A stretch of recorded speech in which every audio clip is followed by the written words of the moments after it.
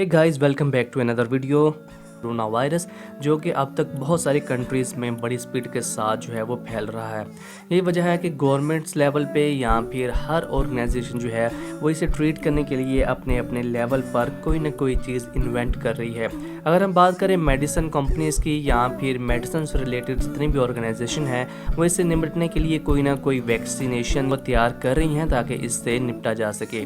इसके अलावा जो लोग आईटी की फील्ड से रिलेटेड हैं वो इससे मुतालिक अवेयरनेस के लिए एप्लीकेशंस डेवलप कर रहे हैं। जैसे कुछ अर्सा पहले इंडिया के अंदर एक एप्लीकेशन डेवलप की गई है जो इससे रेलिवेंट इंफॉर्मेशन अपनी लोगों तक पहुंचा सकती है। अगर हम बात करें आईटी की तो यहाँ पर आईटी में भी हर ऑर्गेनाइजेशन जो है वो अपने लेवल पर इससे निपटने के लिए कोई ना कोई ऐसी टेक्नोलॉजी डेवलप करने का सोच रही है जिससे कोरोना वायरस से मैक्सिमम लोग जो हैं वो बच सकें। तो यहाँ पर हम बात करते हैं दो बहुत बड़ी ऑर्गेनाइजेशंस की जो कि है एप्पल और सेकंड है गूगल।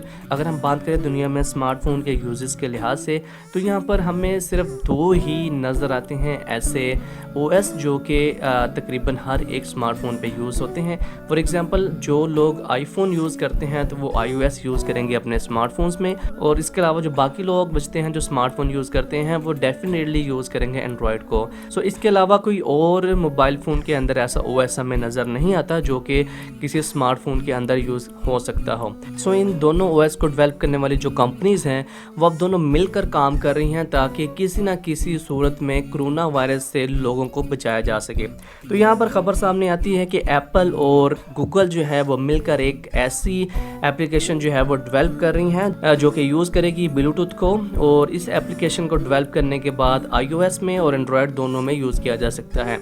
जब भी कोई एप्लीकेशन अपने मोबाइल फ़ोन के अंदर इंस्टॉल कर लेगा तो ब्लूटूथ जो है वो अगर इस दोनों मोबाइल फ़ोन जिसके अंदर एप्लीकेशन यूज़ हो रही है जब ये दोनों एक दूसरे की रेंज में आएंगी, तो जब दोनों में से कोई भी स्मार्टफोन है वो एक दूसरे की रेंज के अंदर आएगा तो दोनों मोबाइल फ़ोन कुछ डाटा ट्रांसफ़र कर सकेंगे एक दूसरे के साथ जो कि सेव हो जाएगा उस एप्लीकेशन के क्लाउड के अंदर। सो कोई शख्स अगर अपना टेस्ट करवाता है और कोरोना वायरस उसको पॉजिटिव आता है, जो क्लाउड है उसके ज़रिए आप पता कर सकते हैं कि 14 दिन के अंदर कौन कौन सा जो शख्स था जिसने आपके साथ कनेक्ट किया है। सो यहाँ पर उस एप्लीकेशन के ज़रिए ये पता करवाया जा सकेगा कि आपको कोरोना वायरस किस शख्स के ज़रिए ट्रांसफ़र हो सका है।